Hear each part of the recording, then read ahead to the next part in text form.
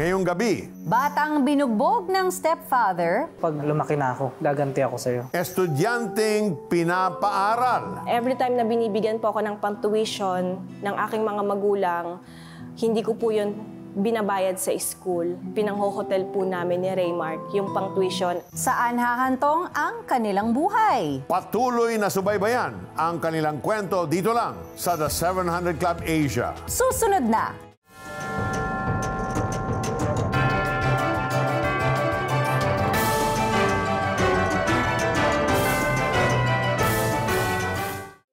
Welcome to the 700 Club Asia. Sonja, ano ang isang traumatic experiences o sa core memory mo na na-experience mo when you're still a young girl? Well, you're still young, no? I'm still so young. You mean 5 years ago? No, Brother Peter, I was really bullied bad as a kid for my skin color. And because of that, I really had a twisted perspective of who I was and deep insecurity na it took years to overcome. Ikaw ba, meron? That's hard. Wala namang ganung klaseng meron ako, pero those mga alitan sa school, fights, pero nothing really that traumatic. Of course, I felt the pain. Pero tulad mo, may isang childhood memory din si Raymark na hanggang ngayon ay sariwa pa rin sa kanya. Patuloy natin subaybayan ang kanyang kwento. Sa tuwing wala ang kanyang ina, dumaranas ng physical abuse si Raymark sa kanyang stepfather. Nagdulot iyon ng malaking lamat sa kanyang pagkatao. Pag binubugbog niya po kami, iniisip ko pag dumating yung time na lumaki na ako, gaganti ako sa'yo. Sa edad na 8, naging biktima naman siya ng sexual abuse mula sa isang may-ari ng computer shop. Naulit pa iyon hanggang sa tuluyang madungisan ng kalaswaan ang murang isipan ni Raymark. Dumating po sa time na may nangyari na rin po sa amin. Binibigyan niya po ako ng 100, 150. Dahil doon, ginamit na rin ni Raymark ang katawan upang pagkakitaan. Yung mother ko po laging wala, yung parents ko po wala. Dahil wala naman po nagsusupport sa amin talagang pag medyo kapos din kami sa buhay. Gusto ko lang po talaga magkapera. Pero nung natikman ko po yun, doon na po nag-start yung, nagkaroon ako ng parang, yung enjoyment ko. Sa mga sugat na iniwan ng pang-aabuso simula pagkabata, lumaki si Raymark na mainitin ang ulo at madaling magalit sa ibang tao. Di nagtagal, nalulong na rin siya sa alak, bawal na gamot at pornografiya. Pag nararamdaman ko talaga yung ganun, gusto ko talaga siyang yung alam niyo po yung gawin, hindi ko mapigilan talaga yung ganun po pala kapag mayroong sex addiction. Pilit niyang pinunan ang malalim na puwang sa kanyang puso sa pamamagitan ng pagkakaroon ng maraming karelasyon. Ngunit wala pa ring makapawi sa matinding uhaw niya sa pag-ibig. Hanggang sa makilala niya si Julie, ang babaeng naging ilaw sa madilim niyang mundo. Doon na po nag-start yung parang nagseryoso ako sa isang babae. Sobrang nainlove ako sa itsura niya. Maputi, singkit, tapos gwapo. Magkagayon man, paulit-ulit pa rin nagloko si Raymark kay Julie. Nang hindi na makatiis si Julie, hiniwalayan na niya ang binata. Pero sa pagtungtong ni Julie sa kolehiyo, muli silang nagbalikan. Sa kanya ko po naramdaman yung pagmamahal Doon, hindi na po ako pumapasok. Na every time na binibigyan po ako ng pang-tuition ng aking mga magulang, hindi ko po yun binabayad sa school. Pinanghohotel po namin ni Raymark yung pang-tuition. 18 years old siya nang mabuntis niya ang nobya. Siyempre natakot po ako kasi parang yung pakaramdam na sa sumurang edad ko parang ang hirap tumayo paano. Magtinuna kaya si Raymark ngayong magiging isa na siyang ama? Karamihan sa atin ay may magagandang childhood memories. Ngunit iba ang naging karanasan ni Raymark. Lumaki siyang puno ng hinanakit at trauma. At upang mas maintindihan pa natin ang kanyang pinagdaanan, makakasama nating muli sa studio dito si Raymark. So welcome back to the 700 Club Asia, Raymark. Thank you for coming. Thank you for being with us again. So Raymark, sa murang edad mo, binubugbog ka ng iyong stepfather, hindi ka ba nagsusumbong sa iyong ina o sa mga pulis? Hindi po. Hindi po. You just took it silently. And this is not in front of your mother nung binubugbog ka? Na-witness din po ng mama. Nawi-witness niya pero wala na siyang... magawa. Hindi Wala ka po. niya dinefend. Wala po. Dinidepend naman po. Oo. Pero alas wala na po yung magawa. Siyempre. Grabe. What can a mother do if the father's bigger, stronger, di ba? Pati siya ma-affect, di ba? Yeah. And as we know, at age 8, you were sexually abused. It started in that computer shop, no? Ngayon na meron ka ng pamilya at anak, paano mo sila pinoprotektahan na hindi mangyari, lalo your kids, di ba? You have kids, na hindi mangyari sa kanila yung nangyari sa'yo noon. Siguro po, grace po ng Lord na yung naging pangit na experience ko po, hindi ko na po ginagawa doon sa mga anak ko ngayon, sa anak ko ngayon. Kasi po parang binigay po sa akin ni Lord na yung longing po ako sa pagmamahal po nung dati sa father ko.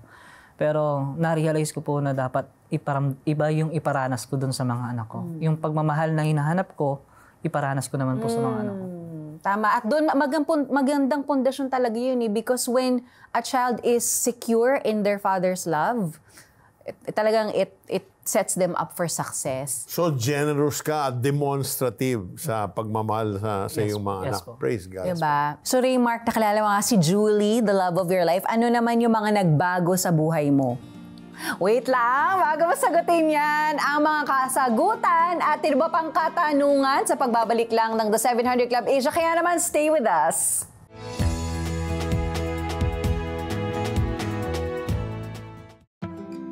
Ang salita ng Diyos ay isang tanglaw. Liwanag sa dilim, gabay sa naliligaw. The best kong babasahin at ibabahagi mo araw-araw. Dahil ang ilaw ng mundo ay ang salita na namumuhay sa iyo. Panahon na upang maging tanglaw.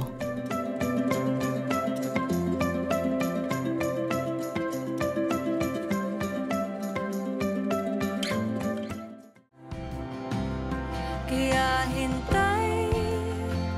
hintay ka lang. Darating din ang panahon na tayo ay magtatagpo. Ang pag-asa ay parang isang buto. Kailangan ng pag-aaruga upang lumago. Dahil sa inyong suporta, patuloy ang CBN Asia sa pagtatanim ng pag-asa. Hindi tayo titigil dahil marami pa ang kababayan nating nangangailangan nito. Maging kabahagi na at mag-donate ng 500 pesos sa CBN Asia. Bilang pasasalamat, makakatanggap ka ng access sa A Proverb a Day Reading Plan and 31-day video devotional to gain wisdom, guidance, and encouragement for daily life.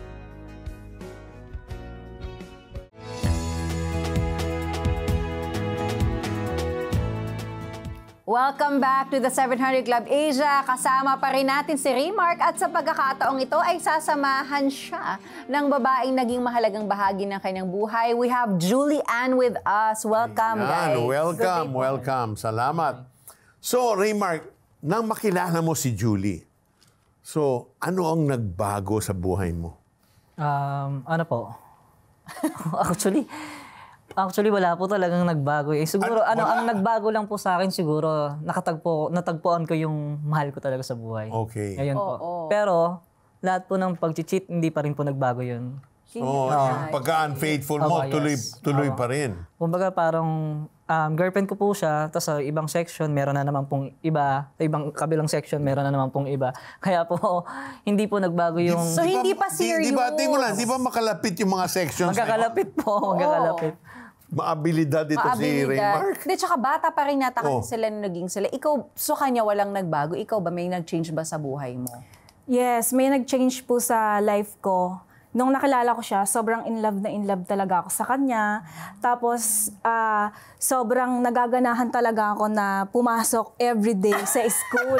Dahil nga may inspiration po ako na pagpasok ko, ay, ang gwapo niya ito. Oy, wow naman. Pero yun nga, akala ko ako lang, yun pala, iba't ibang section pala yung girlfriend niya. May one girl, one section pala. Yes. No?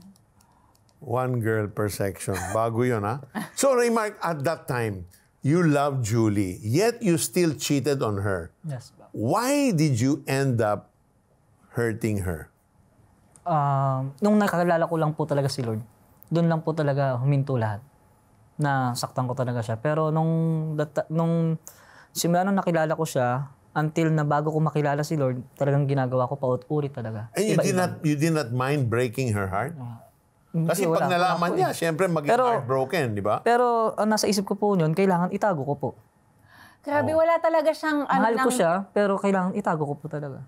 Pero sa'yo, there's nothing wrong with that. Parang hindi na confused talaga siya sa tama at mali. Tingnan mo na, yung sa ibang section, ano ba yun? Ang intention mo dun, love rin? O just to play around? Yes, yeah. To play around lang po. Ano? Love to play around? Parang ano lang po, nasa isip ko po, parang maglibang, opo, yan. Yan lang po. Bakit? What does that do to you kapag madami kang Good. I love that question. So, ano yung feeling kapag madami kang girlfriend? Sa isang lalaki po kasi parang trophy yung marami kang girlfriend, marami kang naging experience. May accomplishment ka, you feel like you value, you have value kapag ganun. Grabe naman. So Julie, ikaw, at one point in your relationship, nasabi mo, ay naku, ayoko na Raymark. I cannot participate in this anymore. Yung napuno ka na sa kanya. Kasi kaka-cheat. Kailan mo nalaman? And kailan mo sinabing ayoko na sa'yo? Nung nalaman ko na marami siyang girlfriend, tapos nahuhuli ko siya, doon ko nasabi na, ay, ayoko na sa lalaki na to. Tapos doon, naghiwalay na kami. And talagang sobrang sakit talaga everyday na makita mo na meron siyang iba. Iiyak ka, ganyan. What year were you in high school at that time? First year and second year. Doon mo na-discover, second year. Wow. So, tuloy-tuloy pa rin si Raymark going out with those iba-ibang girls. Iba-ibang girls po. Then, nung third year, nagkahiwalay na po kami. Tapos, nagkabalikan na lang kami. Nung nagkaroon po kami ng landline dun sa bahay po namin. At tatawagan ko po, hindi siya, kundi yung twin brother niya. Kasi yung May twin brother. May twin brother reveal. Ano, mas mabait ba yung twin brother yes. kay Raymark? Yung twin brother po niya, yun po yung barkada ko. Tapos, buti hindi ka nagkagusto kay twin brother kasi pareho lang itsura nila eh. Nung tinawagan ko po yung si Raymond, nagpanggap siya na siya si Raymond. Nagboses-boses po siya na si Raymond. Tapos doon niya na ni-reveal, ay si Raymark to. Nung time na ni-reveal niya na si Raymark yun, doon nagkuhaan po ulit kami ng number, tapos contact, tapos sinusundo niya po ulit ako sa school. Doon, nagkabalikan na po ulit kami. Very forgiving ka talaga, Julie. So, Raymark, nung magkahiwalay kayo ni Julie, ano nang naging buhay mo? What was going on in your life when you split up? Doon, na-realize ko po na mahal ko yung babae. Mahal ko tong babae na to. Bakit ganon? At dumating din po sa time na mas naging worse yung nangyari sa buhay ko. Kasi ibang-iba na pong relationship yung pinasok ko.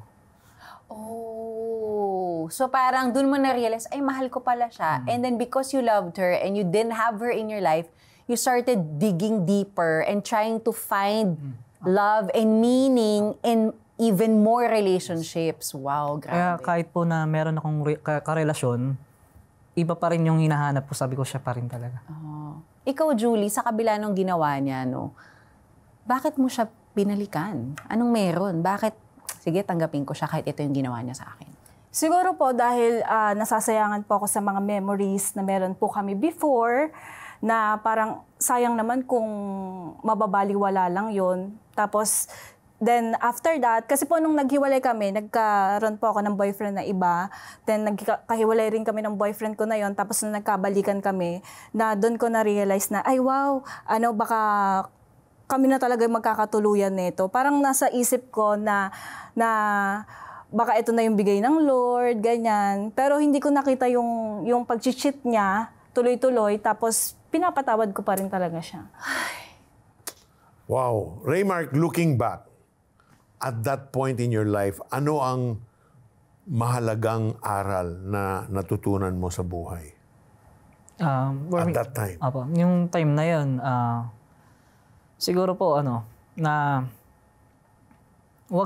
wag talagang sayangin yung totoong nagmamahal sa'yo. Oh, kasi na-realize mo yung value ni Julie, di ba? Wag talagang sayangin kasi may mga talagang totoong taong magmamahal sa'yo. At yun nga po yung natagpuan ko sa kanya. Kaya kahit anong pasok ko po sa iba't ibang relasyon, iba pa rin po talaga yung hinahanap ko. At sa kanya ko po naramdaman siguro po yung katulad po ng pagpapatawad ng Lord na halos kahit ilang beses kong ibaba yung phone, hindi ko pakinggan yung sinasabi niya. No, she still forgive me lagi sa lahat po ng mga nagagawa ko sa kanya. Kaya siguro so blessed po na na-meet ko po si Julian.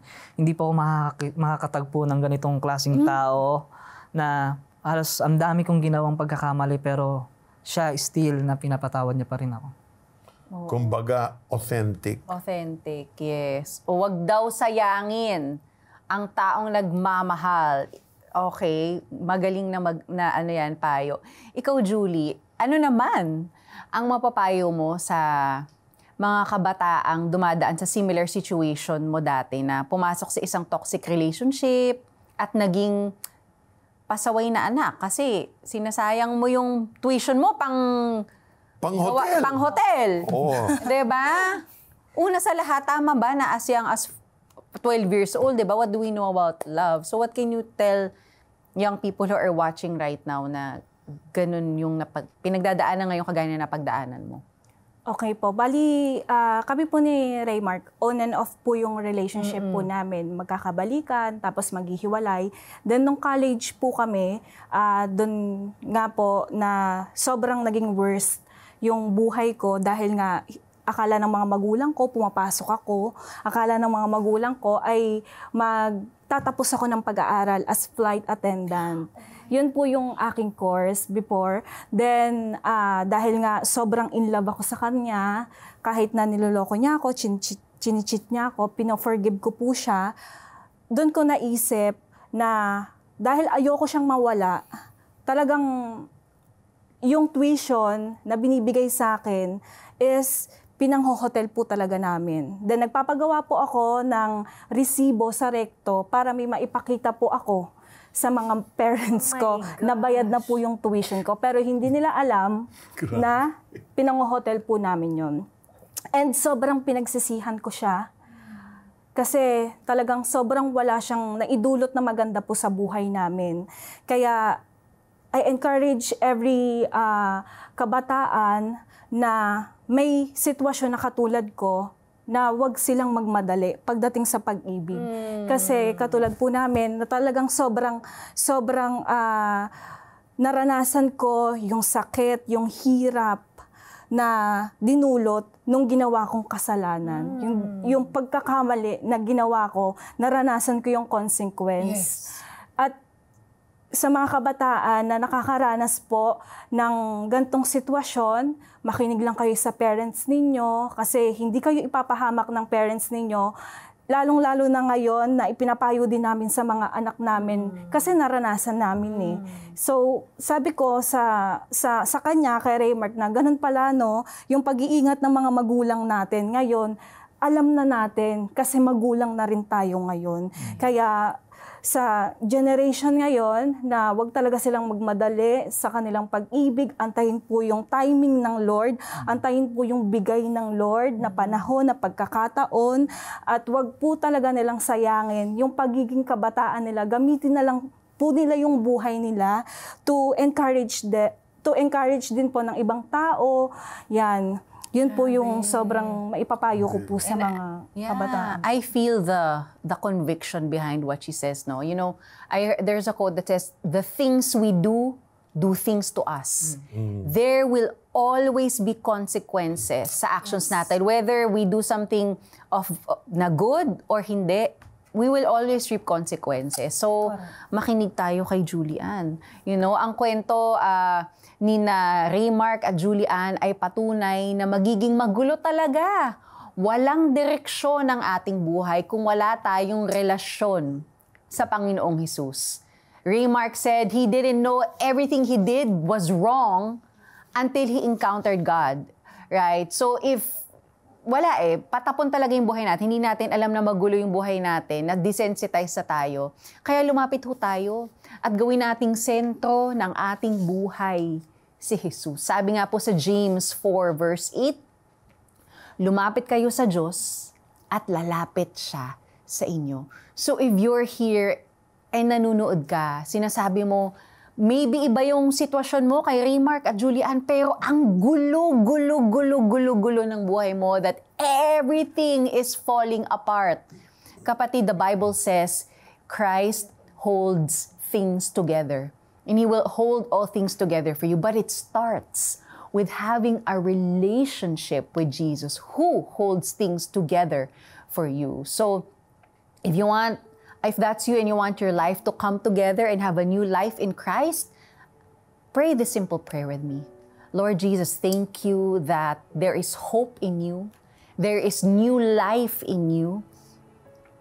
And Lord, thank you that hindi kailangang magpatuloy na ganito kagulo ang aking buhay.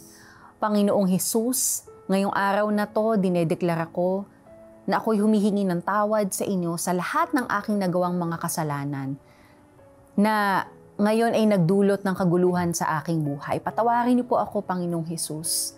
At tinatanggap ko ngayon, Jesus, na ikaw ay ginagawa kong aking Panginoon at tagapagligtas.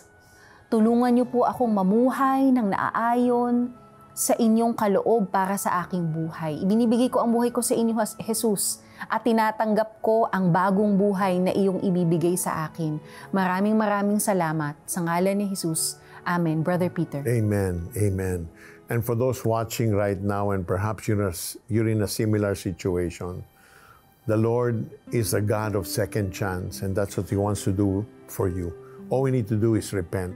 Heavenly Father, in the name of Jesus, Lord, I speak your grace, your strength unto the lives of our young people watching right now. Yung mga nagrebel, they did things their own way, and then now they're facing the consequences. Know that the Lord forgives you. Know that the Lord has a good plan for your life. Know that the Lord wants His plans, His good purpose to unfold in you. So even now, as you cry out to Him, the Lord says, I hear the cry of the brokenhearted, and I bring healing to you. Purpose, direction, grace, strength is for you. So even right now, the Lord says to you, I am the God who will walk with you. I am the God that will stick by you. I am the God that will lead you. So even now, receive hope, receive healing. Wala pong patapon na buhay. There is a God who will love you unconditionally, and He's reaching out to you right now. Have the faith and believe. Your destiny and greater days are before you, unfolding right this very moment. Receive that, kapatid, that encouragement in the name of Jesus. Amen and amen. If you prayed with us to receive Jesus as your Lord and Savior, if yes, this is the beginning of a new life in Him. Your sins are forgiven and eternal life is yours. We'd love to celebrate with you. Yes, kaya naman tumawag po kayo sa aming Prayer Center hotline na 8737-0700. Pwede rin po kayong mag-chat ng Yes, tinanggap ko si Jesus sa aming Facebook Messenger ng The 700 Club Asia upang mapagdasal namin kayo at masagot ang iba pa ninyong katanungan tungkol kay Jesus. Kung ikaw ay nanonood ngayon sa YouTube, please comment Yes, tinanggap ko si Jesus. For those who want to join our online Bible study group, comment BSG. Para makonect ka ng Prayer Center representatives sa ating susunod na online Bible study. Sabay-sabay tayong lumago sa pagkilala at pananampalataya kay Jesus. Ayan, thank you so much. Raymark, thank you, Julie, for guesting with us. Anyway, meron pang ibang araw. Madami pa tayong makakalkal at matututunan. Tama. Kaya naman, don't go away because we have another life-changing story and inspiration coming up on the 700 Club Asia.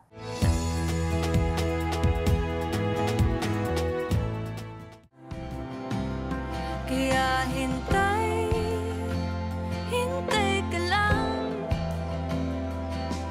Darating din ang panahon na tayo ay magtatagpo.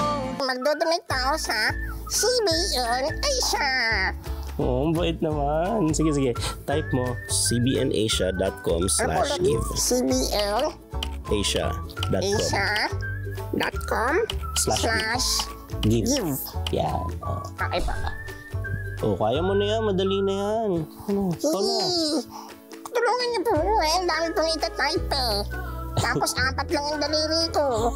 Tapos ang dami pang hihinging details. Iba na Ay, iba na. Iba na po. Icons na Opo.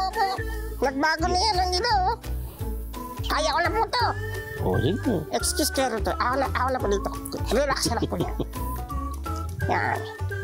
Pagkatapos ko, kaya Rodel, ikaw naman po mag-donate, ha? Ikaw nga po, 5 daliri mo, di ka nag-donate, eh. Anong hindi? Kaka-donate ko lang sa cellphone. Sobrang dali na pala. Ano pa hinihintay natin? Donate na!